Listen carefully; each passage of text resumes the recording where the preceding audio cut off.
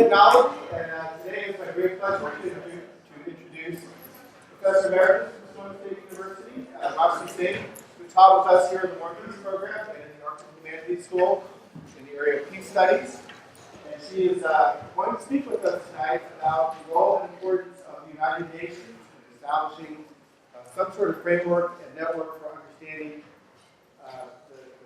how to have a world order that includes human rights for everybody. So you've got a handout of the Universal Declaration of Human Rights from the United Nations. And Professor Singh is also involved as president of the local organization that supports the United Nations. If you're interested in that, she can tell you about that as well. Please welcome Rashmi.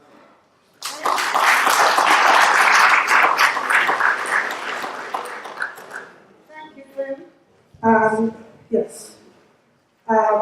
What I'd like to do today is go over these 4 points. And again, I will not be doing it in a linear fashion. And I believe this will be made available to students if you want. I have about 30 slides, so I think we should be able to manage in time. So the first thing is, what is the UN? It is global. And I'll give you its brief history. And then comes what is the United Nations Association. And last, what is the Sonoma County chapter of the UNA USA. The United Nations, as you all may be familiar, was set up at the end of World War II to make sure that we all have an equal footing in the world. So the UN basically is like a huge conference table that everybody fits around, meaning everybody, not every single person, of course, but all nations. And the underlying thinking is, and this goes back to FDR and his wife Eleanor, that no matter where a person comes from, what their racial background, what their economic status, what their gender, what their race, their religion or nationality, including national origin, they are all equal. That seems to be a little easy on the face of it, but the challenges to that are manifold. So, to recap one more time, at the end of World War II, after the carnage seen in Europe and the Asian theater, quote unquote, the UN was formed to provide a dialogue among nations to resolve conflict peacefully. So far it sounds great, right? Who can oppose talking to each other? Now the United Nations has changed, and it does do a lot more than just that. And you all have the UN Declaration of Human Rights. If you take a look at it, you'll see that all of these rights are really modeled after the US Bill of Rights. Every single thing you can think about has been put in there. And the challenge comes when it is applied universally. It is applied equally to people who have Ebola and those who don't. It is applied equally to people who are the perpetrators and those who are the victims of any crime. It is applied equally to Jewish people and applied equally to Palestinian people. And that's where it becomes more and more of a challenge. So some of the things, this seems to have got cut off. The first is UNESCO, the UN Economic, Social, and Cultural Organization. Some of you may have heard about it. The WHO, which along with the CDC is dealing with Ebola. IAEA, the International Atomic Energy Agency. ICAO. This is where I'll spend a few minutes talking about it because some of you may not have heard about this. But how do we manage, anybody been on an international flight? So, How do the pilots of one country talk to the pilots of the other country? There are agreements in place that allows them to do all of this. Now, if we had more time, what I would do is ask you in a class to go over some of the things you have on or in your backpack. Where are they manufactured? Probably overseas, correct? How did they get here? Why were they not attacked? The shipments. And that is, again, the International Maritime Organization that provided that security for all of these groups to be able to transmit their business, their goods, to bring it over here to sell to us, and we, the consumers, get it. The UN High Commission on Refugees is another part of the United Nations. The United Nations, again, whether it is a natural disaster or a man-made calamity, the UN High Commissioner helps out refugees, no matter who they are, what their cause is, and they are given temporary shelter, tents, and one of our local chapter members, as well as one of our women entrepreneurs of the UN Foundation, has set up with IKEA a way of making tents a little bit more durable, because they're finding that people stay in these refugee camps a little bit longer.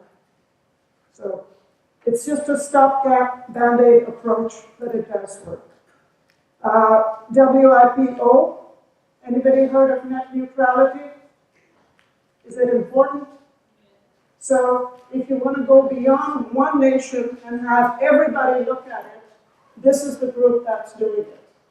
Not just the US, not just Canada, not just Britain, not just France, all of the nations, not just China, not just Russia.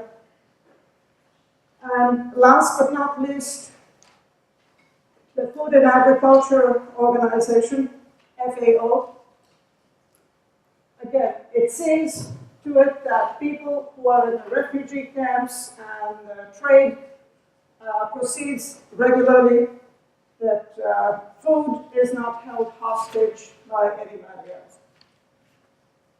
We've all heard lately about our credit accounts being hacked at various stores.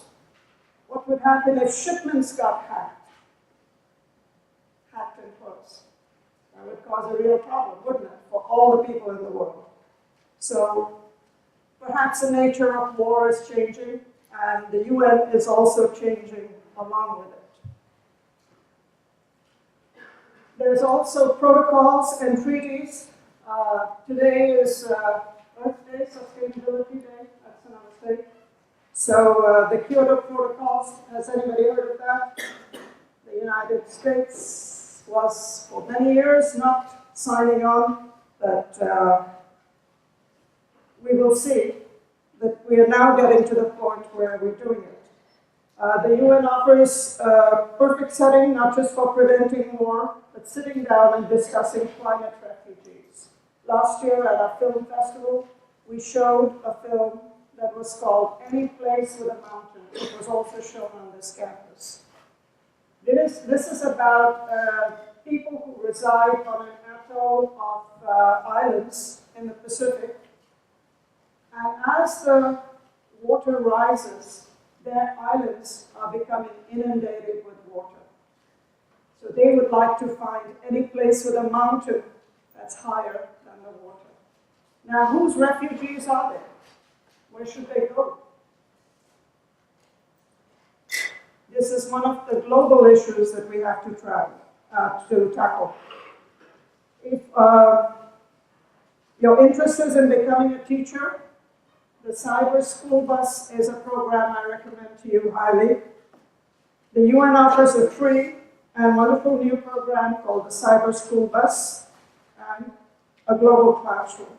This is offered by the United Nations Association, which is a group of volunteers who think the United Nations work needs a little bit more PR in the hackneyed term. Global Citizen, the music gala that was held in New York Central Park. We have a magazine called Yo, and Gen X online membership is also available. Gender crosstalk, people who are transgender, bisexual, gay, lesbian, all of that, again, comes true. Whatever your need is, the UN is there. So let me demonstrate a little bit more, too much text, so if you don't mind, I'll read it out. Global to local in action. The mission statement at Sonoma State says that you will be able to be global citizens. What is a global citizen? So this is one way, through the UNA, we can explain it.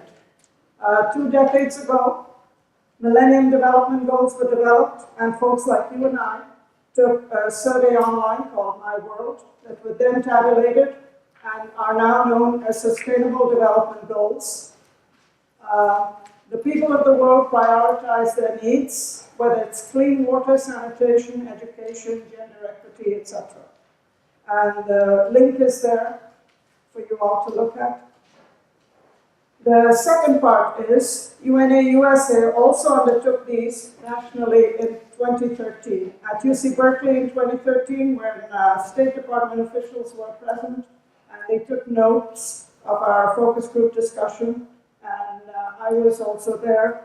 And this forms the basis of what the US ambassador to the UN does and says, and where the US taxpayer dollars go. Similarly, the private UNA USA runs programs like Nothing But Nets, Grow Up, etc. to meet the needs of the people. Locally, our chapter is working on a mini grant with the AAUW, that's the American Association of University Women, to develop a program based for minority girls. If you're interested in this, please get in touch with one of your faculty members, and I'd be more than happy to talk to you. So what the UN does is fairly large, but as you see, it goes from the UN's lofty goals. You have the human rights with you. Then we look at exactly what the needs are, and we have local programs. So the UN works on an annual budget of $4.9 billion globally, which is pretty small. Anybody know what the US defense budget is? $79 billion for the 1 year. Compare that with what the UN does. And some detractors have called this, the United Nations, the most expensive debating society. Again, I'm giving you all the realistic charges that people make, and then we can talk about these later. The United Nations also has 193 members, all the nations in the world. And the dues are based upon each nation's gross domestic product, what the country earns. So Bangladesh, for instance, will not pay the same as the United States. We pay a fraction. And the Security Council is another group that is within the United Nations. It has 5 permanent members and 10 rotating members. I was not here, but I think Peter Phillips, no, Andy Merrifield must have perhaps touched on that. The 5 permanent members, China, France, Russia, UK, USA, and Israel, are the largest arms traders in the world. It is a shocking fact that that is reality. No, he didn't mention that. Oh, he did? Peter a few years ago, I did. So this is the anomaly of the United Nations. How can you be for peace and yet the permanent members of the Security Council are profiting from war? It's a big challenge. The ideals are one place, and then the reality is somewhere down here. So in the Security Council, since there are 15 members, 10 members rotate, and 5 are permanent, some of the countries in the world ask, why are countries like Brazil, countries like India, and others excluded? India, for sure, also has the second largest population in the world. They say, if you are real about making any progress for peace, why are you leaving the foxes in charge of the henhouse? Anytime the debate comes up in the Security Council, one of those 5 permanent members has veto power, and they're able to stop the progress in the Middle East and other countries. Seems counterindicative. Let me take you to 2 simple examples. A few years ago, when we switched to online sales, anybody see a detraction here somewhere at the end of it? Online sales sounded wonderful. People started to buy on Amazon. It's a great retail organization. Until last year, it didn't have state taxes. No sales tax. So what does sales tax support? It goes into the general fund, the localities. What does it help you do? All of the things that you talk about, we all talk about. Our roads are falling apart, our bridges are falling apart, and at the same time, we seem to be cutting out the tax base. Is this another anomaly of our life?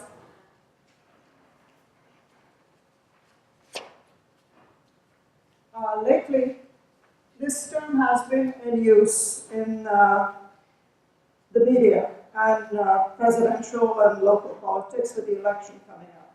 Tax inversion is a term that is used by many countries to attract American business and the US dollars. It essentially refers to placing income tax in tax havens that exist overseas. So Apple, the most profitable company in the world, and Google, they all have tax havens in Ireland. Ireland says, please bring your tax money here. We'll charge you less taxes. And they say, we're in the business of making money. What's wrong with putting our money there? So they shunt their income through that loophole and avoid paying higher taxes in the US. Everybody get what tax inversion does? So, there's another reality. In his State of the Union address in January 2014, President Obama had sitting in the gallery next to his wife a US veteran who had survived but been gravely injured in his 10th tour of duty. I salute him, as should we all, but it makes it clear that the US is not finding enough folks to sign up to go to war. Otherwise, would anybody go for the 10th time back to a battlefield? So, can you be in favor of your soldiers at home and yet be against the war? This is a touchy subject, but in the classes that I used to teach in this series, we used to discuss this and say, yes, you can be for your soldiers and support their families and support their efforts, but you still, if you want, you don't have to be for the war and the war policy. So the bottom line is that there are few sign-ups, not enough new soldiers for war, not enough budget, and yet we go to war and spend about half of our tax money going to war. Now, the theory of functionalism says that if something is no longer working, it'll fall off by the wayside when it's not useful. Remember all those rotary phones and the landlines that we used to use? Some of us still do, but landlines. But apart from that, what happened to those? Some of you may have, remember the VCRs that used to exist before DVDs and downloading on Netflix and other cable systems? So what happens to the process? If technology is there, and we don't have enough people supporting the war, what is going to happen next? So corporations don't pay taxes to fund wars. People don't want it by not signing up. So why do we still have wars?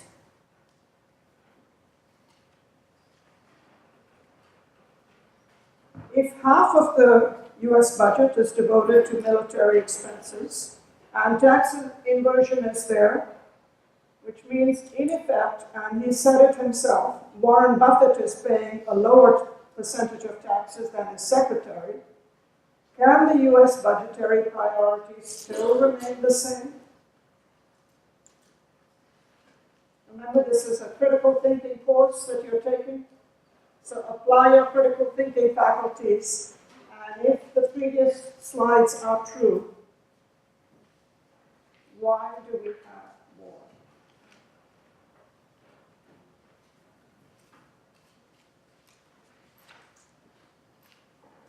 So why do wars happen? Some people say wars will never stop, never go away. And our tendency often is to shoot first and ask questions later. Another argument that some people suggest is it is a way of solving international problems, and to the victor go all the spoils. Can any other nation defeat the United States the way we are now?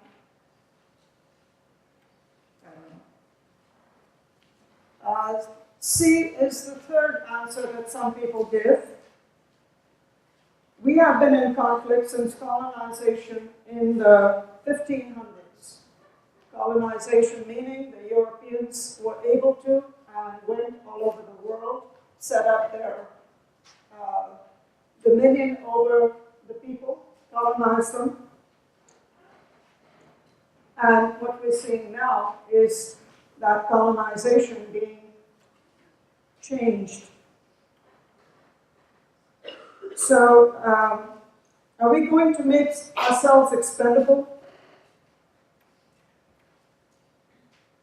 Today is Earth Day, and I will bring to your attention the theory of Gaia. I'm not sure if I even spelled it correctly. What is the spelling? Do you know? Okay, I am right. So humans have become a scourge, and an intelligent planet will destroy humans, is this theory. Do you think there is any logic to that? These are ecological-minded people who say that. But let us look at what is war.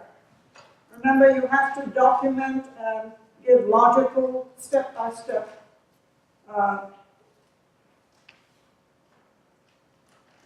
reasoning in your papers. So war is domination. It's plain and simple. It can be military, economic, and cyber, or spiritual. Today, I heard on the news that a man who was detained in Korea was released. He had apparently gone to North Korea, and he was leaving Bibles. And the North Koreans locked him up and put him in jail. So, was he trying to spread Christianity? A lot of people also say that the conflict in the Middle East goes to religious and spiritual conflict. So, based on their religious beliefs, Muslims and Jews are fighting each other. And then, of course, we have the new version of warfare, perhaps, economic and cyber, in which the banks can be hacked,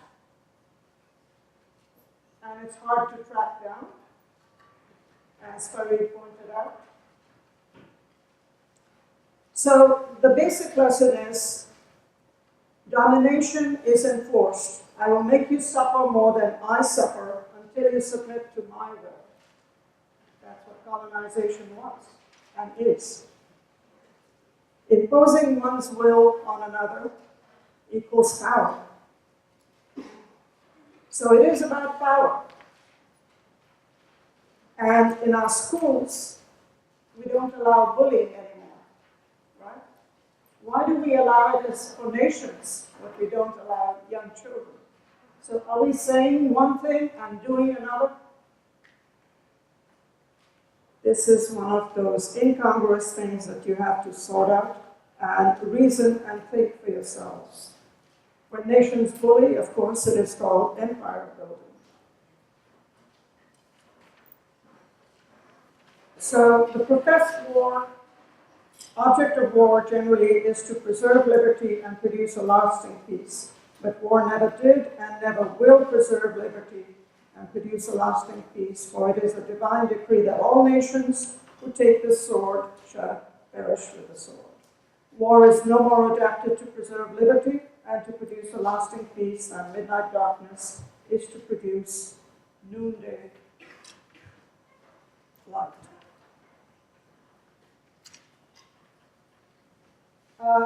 In previous years, I had given a talk on national boundaries, and I took the liberty of including a couple of slides from there.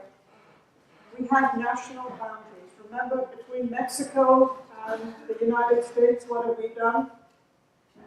We have literally tried to fence in some of our people and keep the others out. It is, we want to say, this is my territory, you cannot come here. And at what point are we going to say, enough is enough?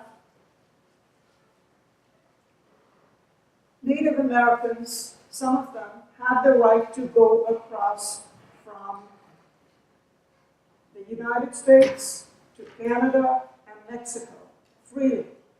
Why? Because they are governed by treaties which predate the US Constitution. So the Border Patrol cannot keep the Native American people in or out as much as they'd like to be. But very often, the two sides of war and peace do go together. All of us start life as an innocent baby, and yet some of us want to kill others as adults. Why do we do that? Why the switch around? Why the lack of control? Is it an absence of a moral code or a civic compass? Or is it because of religion?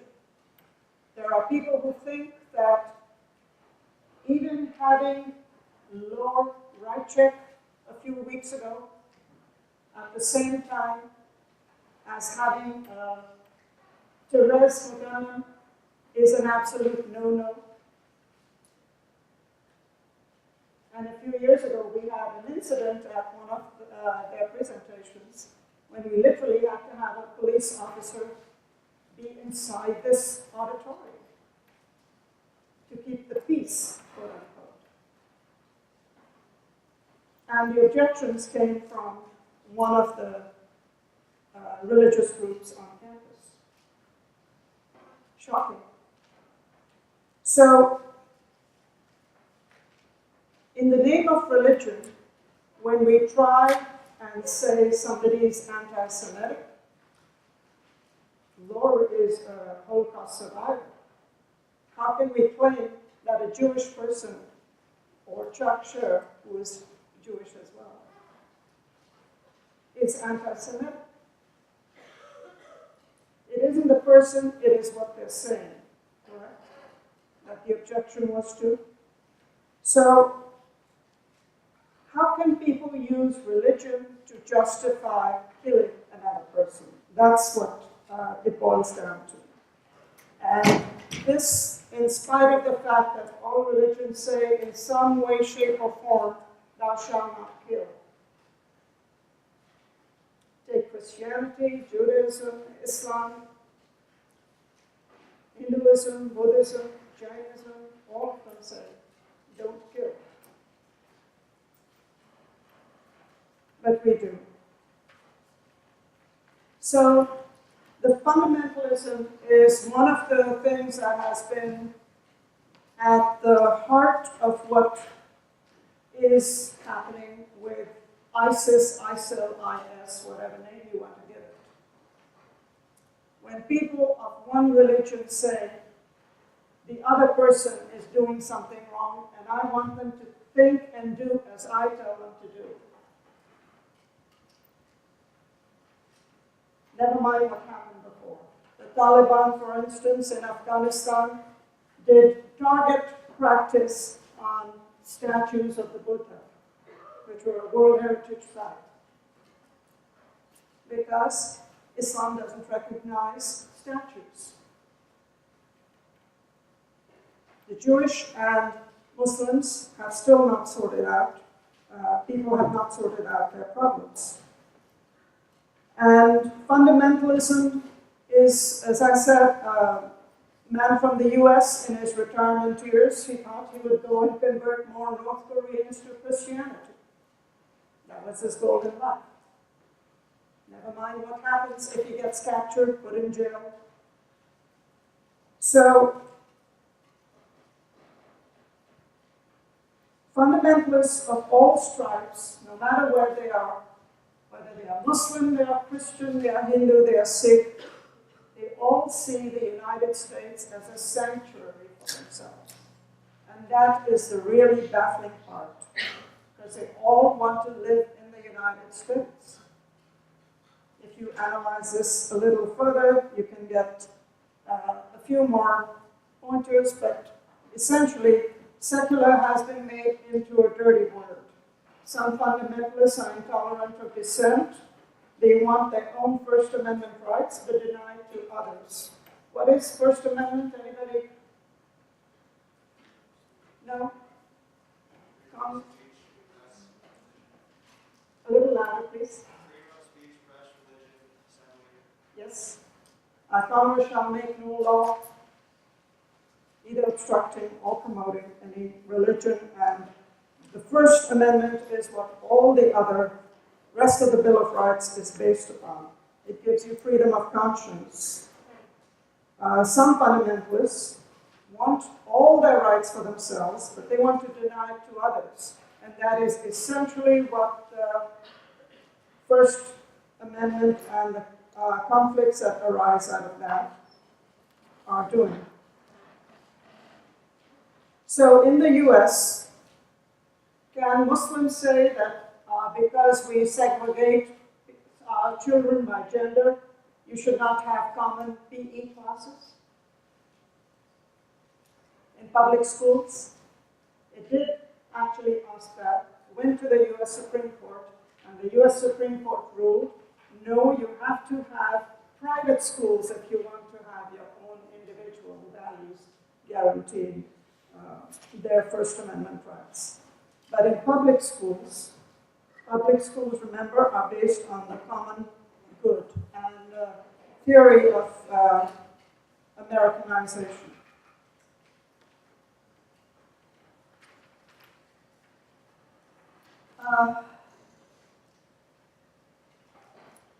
Many Christians have come up with a theory of a just war. And the theory of a just peace has been developed by Quakers in response to just war. And they list these 6 points. Do you agree with that? Disagree? No draft? How many of you think a draft should be imposed? If you're sending people to war for the 10th time,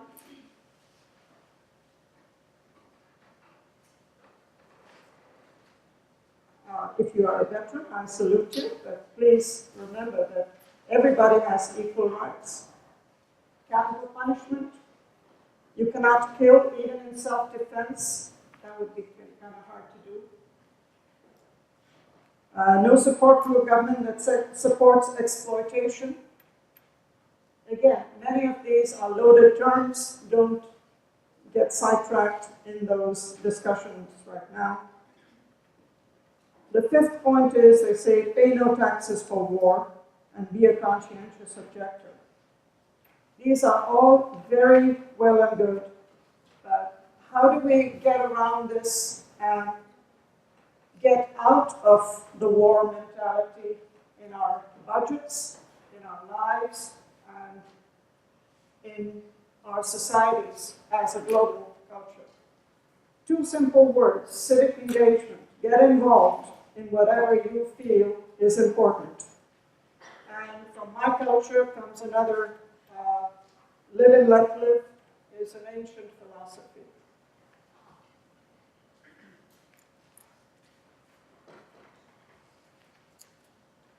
So many people say, well, peace or the absence of war is a good dream, but it'll never happen.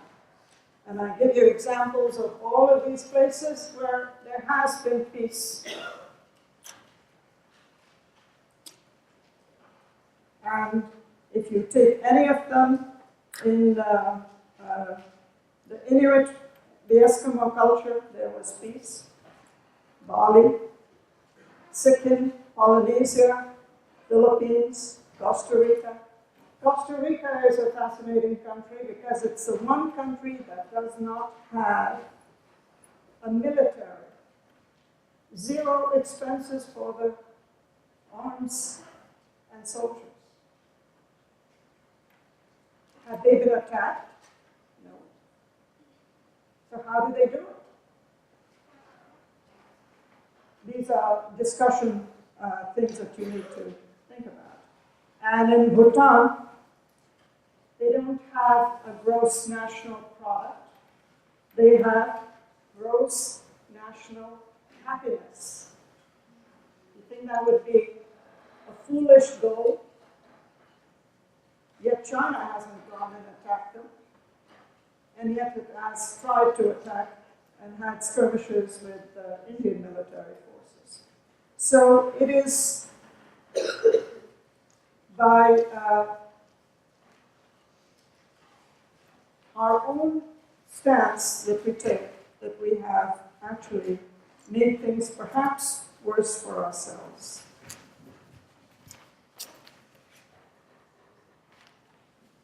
This is not easy to see, but this is a cafe. It has a boundary wall, and I think this was one of your favorite slides from before. So I'll wait for Tim to... do you think it is possible for us to have national boundaries where we don't have soldiers with guns pointed at each other? And here's another one. It says, brethren dwelling together in unity. This is between Canada and the US. And at the southern end, at the same time, you see a totally different picture where they are tunneling underneath the border with Mexico. And the violence is pretty strong. So what is the difference? We tell the Mexicans they cannot be here. We don't tell the Canadians you cannot be here. Canadians come and go freely, but the Mexicans, unfortunately, are not able to. Are we doing something to make it worse? I don't know. You decide for yourself.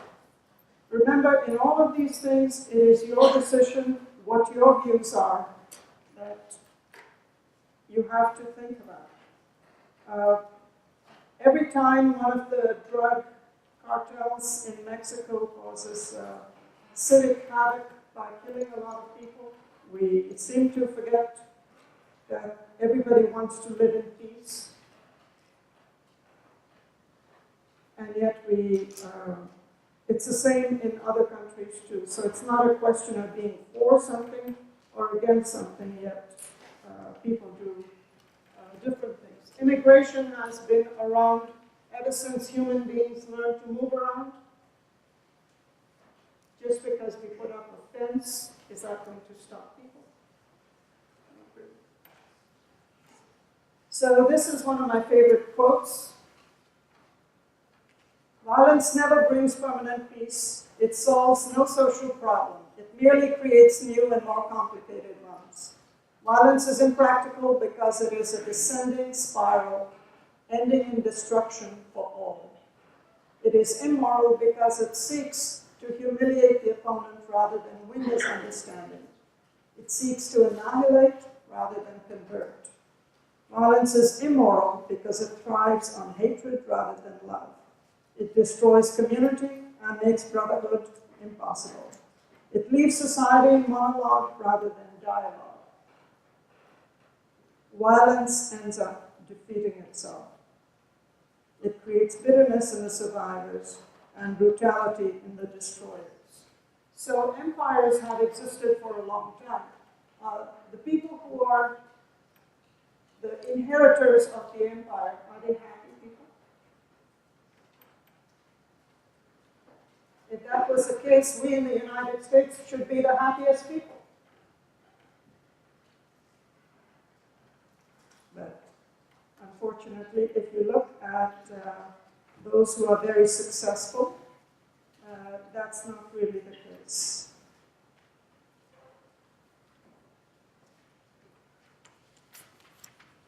So what kind of a world you want to live in? This is a repeat, sorry.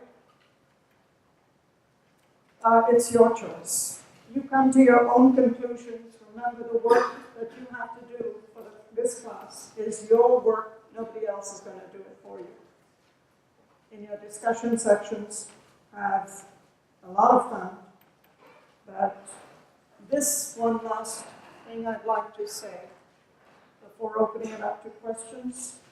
If you added up all the grassroots organizations that exist throughout the world, the credits would run for over 24 hours, even if they went pretty fast like they normally do. These are neighbors like you, of all races, economic background, banding together to make a positive change. Whether it is to move one tree from destruction, as happened in Kotati, remember? The one ancient redwood, not so ancient actually, but it has genetic properties that we were able to move it from one location to another to save it from destruction because of the smart trail tracks that were being set. Or those who want to stop plastic bags from destroying the planet. So whatever your choices are, you have to make it happen. You cannot wait for other people to make it happen. And can everybody eat steak all the time as Americans do? That's the stereotype. But do we eat steak all the time? What would happen? Do we have enough farm open space to supply every single person with steak, meat? Or can we eat lower on that scale? I'm asking all these questions, especially today, because of it being sustainability there. And the primary thing about war is it is not sustainable.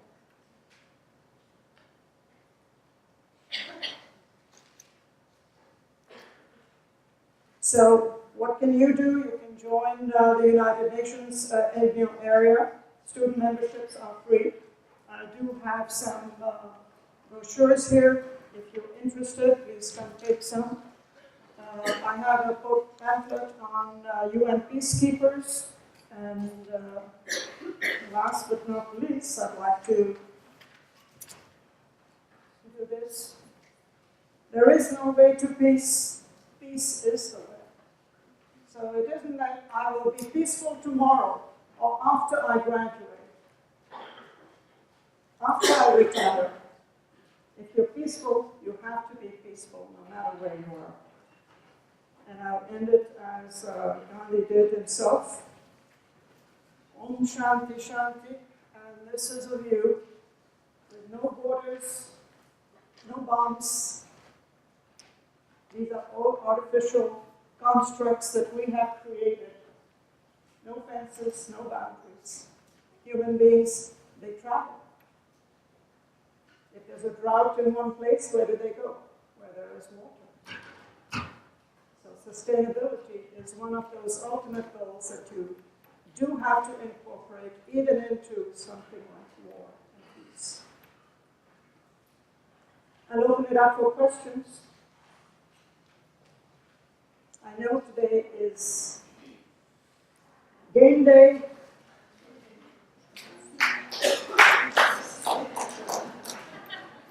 Thank you. A little louder, please. Can you go just a little bit into depth on the cyber school bus?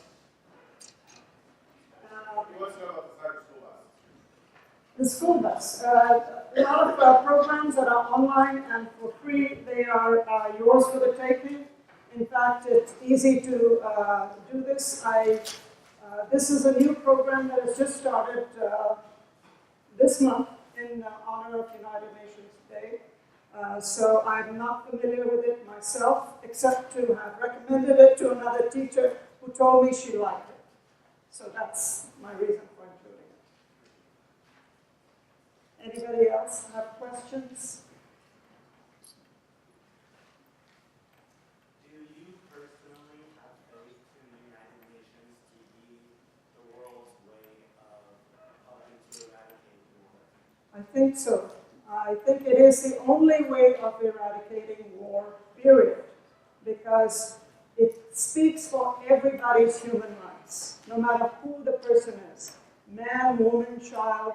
You have a passport or you don't, you have a disease or you don't, you have a nationality or not, mixed race, whatever it might be, whatever the religion is, it's the UN that guarantees those particular rights. If you look at the handout that you've got and go over some of that, you can see through all of those 30 articles.